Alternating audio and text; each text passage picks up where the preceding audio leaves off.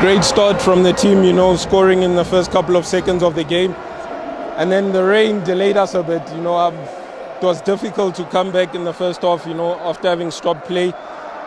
We struggled to adapt a bit to what they had posed.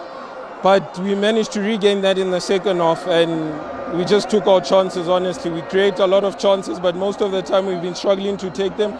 But today was a different day, and we managed to score 8, so great team performance today.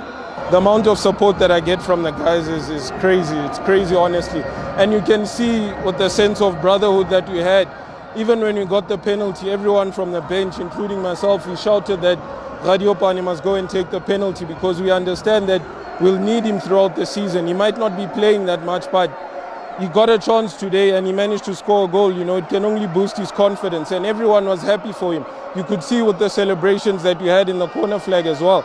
Everyone had joined in, that's what we want as a team. That sense of brotherhood. I'm even getting goosebumps just talking about it. It's crazy.